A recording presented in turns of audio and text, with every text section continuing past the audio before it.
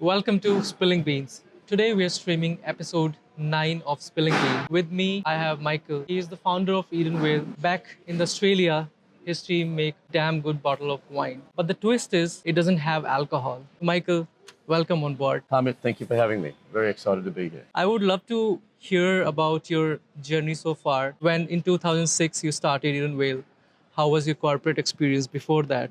And how did you end up starting Eden Vale in 2006? My background's always been from a working career has been in the wine industry. My brother's a winemaker as well. He works with our team as well. So yeah, having a passion for wine has always been part of my life. And in 2006, we saw an opportunity to look at some other ways we could use wine, because there was actually a downturn internationally in consumption of wine and alcohol generally. So looking at a sophisticated, non-intoxicating beverage for consumers everywhere. I'm sure there must not be many competitors in 2006. How was the industry like at that time? No, there was virtually no competitors in 2006. There were some products being done in other parts of the world, but no one was really taking it seriously. Everyone was doing a little bits of an add-on and just playing with it for what reasons, I'm not really sure, because there wasn't a focus on it. So we knew there was a large non-drinking community, and we wanted to see if we could engage them in with the wine tastes and flavours. We believed we could deliver a very sophisticated taste profile for those people that chose not to drink. And that's why we pursued what we were doing with Edenvale and the varietal range we do now. I mean, that's a very bold decision to take when you have to be the first one in the industry to first aware people and then make them try your product and like them also. So that's a very bold move.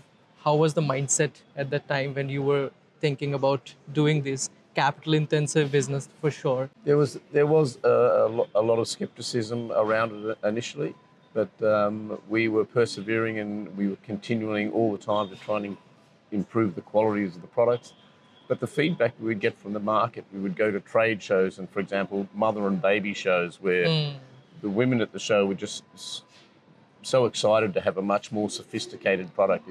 It wasn't high in sugar. It had a great taste profile. It was savoury. It could be enjoyed at a number of occasions and celebratory occasions. So, yeah, that was very sort of galvanising and reinforced our sort of commitment to the category. So we started with 4 SKUs. We now have over 22. Wow. What are the 4 SKUs that you started with? We started with a sparkling cuvee. We had a rosé, a chardonnay, and a shiraz. I remember you mentioning there is a point, the point of sugar management. So in alcohol, 1 gram of alcohol have 10 gram of sugar. Yeah. So how's the difference in terms of health in alcohol and non-alcohol? Yeah. You touched on something very important, and that was one of the big drivers that we were looking at in 2006 as well. The health and wellness movement was getting stronger and stronger. People were becoming much more conscious about what they were eating and the calories within that. What we know when we take the alcohol out of the products, you're reducing the sugars enormously. So at a simple level now, when we're less than 1/3 of the calories that you'll have in a normal alcoholic beverage. So to your point, for every degree of alcohol, it's equivalent to at least 10 grams of sugar. So if you have a 13% alcohol wine and it may have a residual sugar as already of 5 or 6 grams, you have a total number of sugar grams equivalent of about 136 grams. My God. We at the high end of ours are about 44 grams per litre, and some of our wines are down to below 14. So it's considerably less. So less than 1/3, and that's from a calorific perspective, it's a direct conversion. So less than 1/3 of the calories. I mean, it's from the health point of view, it's a really good choice then. Yeah. So in Australia, when you were making people try the non-alcoholic wine, initially what kind of responses were you getting? It is wine, it is the damn good bottle of wine, but the catch is it doesn't have alcohol. So how was the response? Yeah, there was a mixed level of responses. I mean, for people that drink wine and things, they were saying, well, why are you taking the alcohol out of it? And then, so that was Yeah. an interesting conversation. So we could then talk to them about the health benefits. So it's not just less calories. The fact is, because it has gone through the fermentation process, you still have all the antioxidants, all the probiotics, all the digestive enzymes. So apart from just the occasion usage and the fact that anyone can be drinking this, including pregnant ladies and different things as I touched on before, there is the fact that there is a nutritional side to it as well. You do get all the benefits that are in one, and they last longer in your system because the alcohol is not present. Yeah, absolutely. Yeah. And flavors? So flavors, and also just the people. That's why the range had to expand. They wanted more flavors, but for the people that were drinking it though, that the non-drinkers that were coming into it, they were very excited about it. They loved the fact that it was a much more sophisticated Yeah. flavor, and like with any sort of things, with taste profiles and things, the wine drinkers might say, "Oh, that's got a little bit of sweetness. That's off dry. That's not a dry wine." But the non-drinkers would go, so that was a bit sweet for them. But the non-drinkers would be saying, "Oh, this is really dry. Can't we make it sweeter and things?" And there was all that mix. So we knew from the hierarchy, the purchasing hierarchy, we knew we needed to expand the range and offer a greater diversity in those flavour profiles. But a lot of that had to wait for the improvements in the technology where we could start to evolve from more robust varieties like the Shiraz and Chardonnay, where we were able to add things like oak and things to help with the flavour profiles, because our heat parameters were much higher. As we were able to reduce the heat in the processing system, we were able to introduce more aromatic varieties and a greater diversity of flavour profiles. Reduced to like how much? What temperature do you like? When we started, nearby? we were de-alkalizing at around about 68 degrees, and now Wow. we are down into the low 40s, and we can go below that depending You on the. can. That's a big depending on the challenge. profile. I mean, That's a big challenge, but at that lower temperatures now, you have natural ferments happening around those temperatures, so that's not an issue, and it just gives us a much greater diversity of varietal offerings. so is it a different, longer fermentation or different fermentation than alcohol? The wine with alcohol? The fermentation for the base wines is the same. It doesn't change. It may vary a little bit depending on the varietal, as it does with normal winemaking. But the de-alkalization process is our de-alkalization is actually tailored. There's a little bit of adjustment for all of the individual wines. There's not a significant difference, but the critical part with the technology now that we're using is the efficiencies and like any sort of part of winemaking, the least amount of intervention, in some ways, the better. And so moving it through that system, the de-alkalization system, as quickly as possible is pretty critical. And having a system that's very efficient, that will give you all the varietal nuances that you're wanting to trap.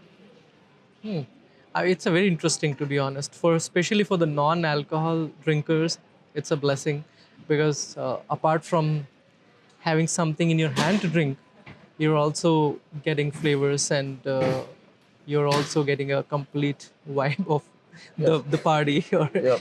the occasion, whatever you're drinking at. So you started with Australia, and Yes. now you're in. If I have to name We're in 20 countries now. 20 countries. Yep. That's a great number.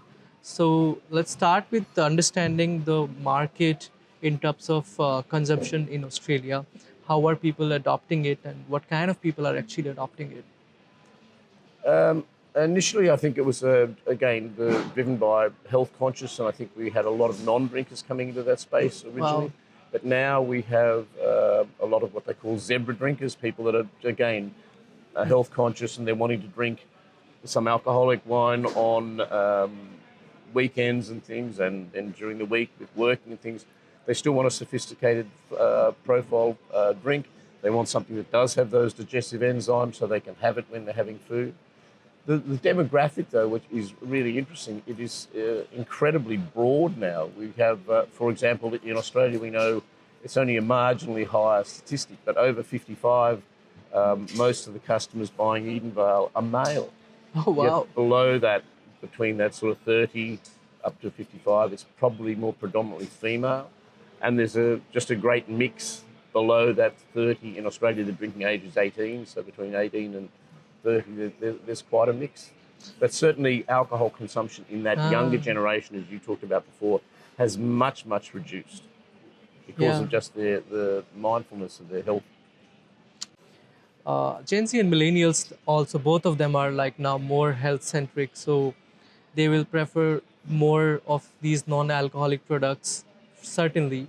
And there are multiple occasions for them to consume these, not just parties. Where are those occasions that people are consuming these products mostly?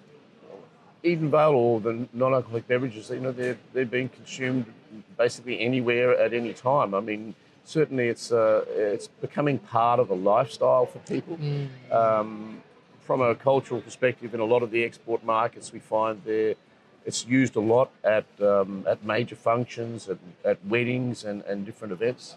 So I think people are just mindful of what they're drinking at those occasions, and sometimes they may be alternating during the course of the evening. They might start with alcoholic and then go to the non-alcoholic, or the other way around.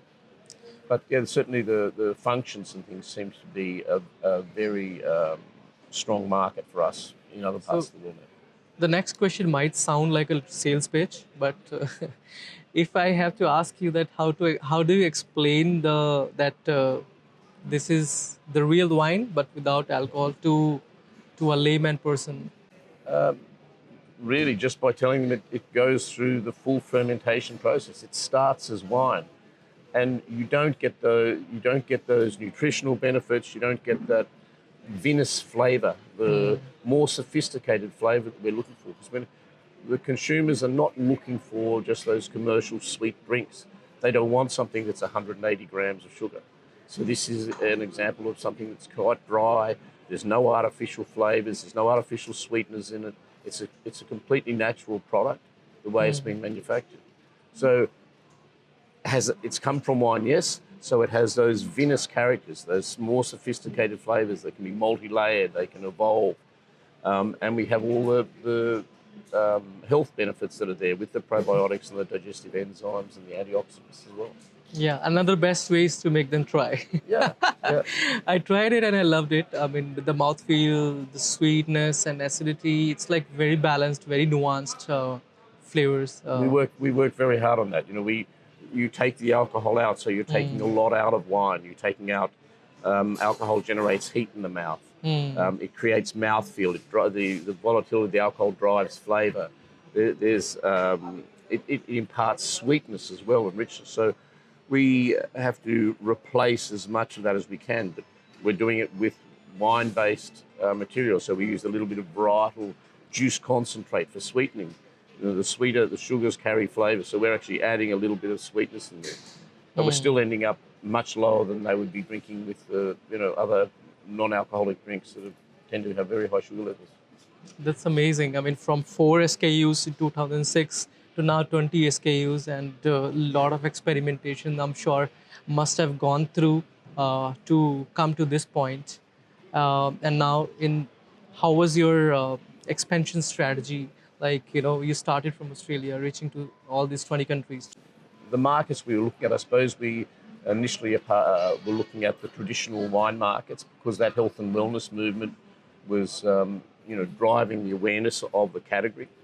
So, and people understood those vinous characters and those individual varietal taste profiles. So that was the initial markets we were looking for. Obviously, neighbouring countries with Australia, so New Zealand was very early uptake. We had a couple of the countries in Europe were very early uptake with it. But we're finding a lot of countries through Asia now engaging with this. And India is such a hugely dynamic market. It doesn't miss anything. Once something's coming into the market, India are aware of it and they want it. So it's been a very exciting trip. I'm sure like people are going to accept it in a very beautiful way, because there is a large audience in India who doesn't drink alcohol, and who also doesn't drink alcohol not just all the time, but there are so many festivals, there are so many occasions which are dry days or where there is no alcohol. So it kind of become a great preference in those scenarios as well. If I mean, it has to find its way to become a part of their lifestyle, right? So I'm very excited to see how it will pan out in India. What was the country that you reached before India? Just before India, I suppose the last country that was launched into was Switzerland. Was the last one we just went into. I think just on but in coming into India, I had been speaking to people here for quite a while, and it was very much about finding the right distribution partner. But was very engaging about the company that we're dealing with is that there was an understanding of how this could fit very well culturally within the Indian market. To what you were talking about before, about the fact there's so many people that are non-drinkers, there's so many celebratory events that Edenvale could fit very well into and be part of that occasion. So that was really exciting when we would. We know India's wine consumption is one of the few markets around the world where the wine consumption is on the increase. And as I mentioned before, my background's always been within the wine industry, so I'm not anti-wine. But this was something that we developed for the wine industry. It's another category, and it's been embraced now as holistically within the wine category. It's as something that is adding to that part of the industry. So, but India again, wine consumption is growing up. Health and wellness is getting there. Non-alcoholic wine is being embraced. Yesterday, when I was trying your products, I was very curious to know what can I pair it with, since like each of have very nuanced and different kind of flavors. So, do you recommend some pairings as per your products, or any suggestions that you would like to make for the audience to how to pair? I think it pairs well with a whole range of foods like alcoholic wines. Of the range that we have on offer in India at the moment, we have 4 SKUs available. We have the sparkling cuvee, which you see here. We have sparkling rosé. We have Sauvignon Blanc. So all of the Edenvale wines are varietal, and a Shiraz. So the sparklings, I think, pair very well with any of the starters you might have with any of the small dishes. I think the Sauvignon Blanc, any of those, the Indian dishes, particularly the ones with sort of coriander and things, which I think pair really well with Sauvignon Blanc. And with the Shiraz, the mutton dishes or meat dishes, antipasta, cheese, all of those dishes pair really well with the red. But the Shiraz, the sparklings have a huge diversity, but certainly as a starter or as a celebratory drink. For example, the sparkling cuvee is made 60% Chardonnay, 30% Fiano, and 10% Colombard. So they're all 100% varietal wines that we do. How do you pick the estates or people to work with, since where you get this wine from? We have one strategic partner in Australia that has one of the biggest viticultural businesses in Australia, so a huge diversity of offering, and we have a very close relationship with them. And they allow us to help managing the wines right through the vinification process, and then we take it. We're on the same site, so we work very closely with them. But we do buy parcels from all over Australia, from the premium regions, and we do, in our greater range, in the 22 products we were talking about, we have an expedition series where we do sort of emblematic varieties from other parts of the world. We do a Sauvignon Blanc Fumé out of Marlborough in New Zealand. We do a Adelaide Hills Chardonnay. We do a Tempranillo out of Spain, a Macabeo out of Spain, and a Verdejo out of Spain. My brother oversees the winemaking in Spain, so we've got Awesome. got a reasonable production happening over there now. What is this expedition series? Can you, if you have to define a bit more about? They're very much about, when we started this in Spain, it was very much about doing emblematic varietals from other parts of the world. Oh. So in Spain, Tempranillo is a classic red from the Rioja region. Macabeo is renowned within the La Mancha region, so we do that there. And Verdejo is in different areas there as well. I think that's very interesting. You can do some expedition series in India as well. Sorry? In India as well. In India as well in due course, certainly now. Yeah, very exciting. When we say like this is non-alcoholic, is it like absolutely non-alcoholic, or is there some point percentage of alcohol in there? How is it? No, it's not completely non-alcoholic. I mean, it's below 0.5, which is the international standard for non-intoxicating. So understanding what non-alcoholic really is, non is an absolute term. So the fact is anything with residual sugar orange juice, apple juice, they all have trace amounts of alcohol. And we're probably less than what orange juice is. We finish normally between about 0.2 and about 0.3, so well below the 0.5. And the reason they classified 0.5 on an international standard is because you don't metabolize that. It's probably even a higher level than that you're not metabolizing, but they've said the benchmark at below 0.5. So you don't metabolize the alcohol. It wouldn't matter how many bottles of Edenvale. You couldn't sit there and drink 20 bottles of Edenvale and say, well, I've had the equivalent of a standard drink.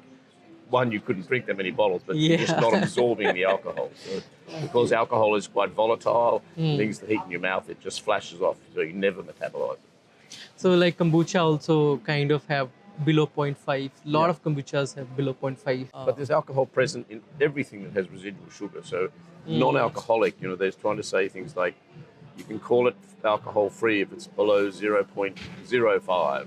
But it's still, it's not an absolute zero. So I think the only thing you're going to find as an absolute zero is water. So, That's a very interesting point. I will take a note of this. In Finland, it's 2% alcohol. Below 2% for them is non-alcoholic. Oh, wow. Nice. I think they use it because it is the simplest thing. And for a lot of food standards around the world, when you read the interpretation that it's below 0.5, that's how you would interpret it. But the reason that there's some issues around in some countries calling it non-alcoholic is because common law, non is an absolute. It's not 0.0001, it's zero. If you don't mind sharing a bit more about the tech behind making this. In the technology, from the technology perspective. Yes. Well, that's been a big part of what we've been doing, and for the 20 years that we've been doing that, we're constantly looking to improve the products. The fundamental system we use for de-alkalization is vacuum distillation, and we were using and had modified equipment to do that in the past. But in the last 2 years, we've invested very heavily. We've put over $7 million into a new facility and equipment. Wow. That just does de-alkalization really well. So we have it's called a GOLO system, and it does what was traditionally 3 passes where we would take off aroma fractions. So that's the essence of the product, and we would trap that. Then we would do the de-alkalization of the rest of the wine. So we would have a completely stripped out wine of the alcohol. And then there was the rectification of the alcohol, because we have water that comes off with that alcohol, and we want to trap that water, because all of those things have different characters that we want to put back into it to add to the complexity. So what we call the heads, the middles, and the tails. So we're looking at how we reconstruct the product so we can deliver the best sort of wine experience without the alcohol. You're literally breaking the product into 3 parts. Yes, it gets broken up. Yeah. Wow. And what do you do with the alcohol? The alcohol, we sell it off. We can use it for cooling brine. We denature it with salt and things, and it can be used as cooling brine, or we can sell it off. It's a very high-grade spirit, very high-grade grape spirit. So grape spirit gets used for fortification of ports and sherries and different things. So yeah, we do sell it off. A lot of it gets sold off in bulk. It comes out in liquid form? Yeah. Oh, wow. That's a very sustainable approach as well, right? Yes. Going through in the whole process. So it gets moved on. Our alcohol comes off, where the other system too, again, from the energy efficiency perspective, from the lack of waste and things, we used to lose about 30%. So a lot of water would be used in that process as well. Now our total volumes, it really comes down to nearly just the alcohol, which is somewhere about 13 to 15% that we have losses. So there's a lot more efficiency in this new technology.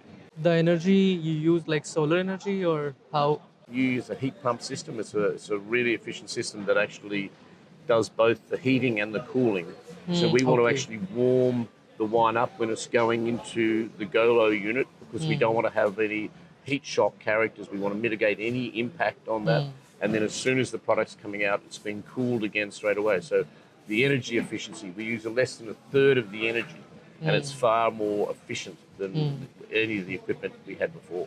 But it also, because of its flow rate, the time in the column, and it's all, again, I touched on earlier on about the least amount of intervention. We want to minimise that time within that column, because any exposure to heat and things can have some detrimental character. So we want to make sure it happens very, very quickly. That's a very precision-led flow. I'll just ask you the last question, I think, and then we can wind up this conversation. So you have been here in Ahar. This is day three. How has been the response, and how you have been? I see you interacting with a lot of people here. It's been really, really positive and very exciting to see. It's got not just the customers coming in here, but the team that we're working with now. When they're seeing the enthusiasm of the customers and the fact that, if people have tried these products before, they're talking about the quality of the Edenvale product. Some of them are very aware. We've now won a global low and no producers trophy 2 years running, and so they're just so excited to see an absolute premium de-alkalized wine product coming into the Yeah, market. wow. You got two awards, right? We've won a multitude of awards over the years, including world's best non-alcoholic wine for our sparkling Shiraz, which is not available in India at the moment. But in the last 2 years, in 2024 and 2025, the International Wine and Spirit Competition, we won the trophy for best low and no producer.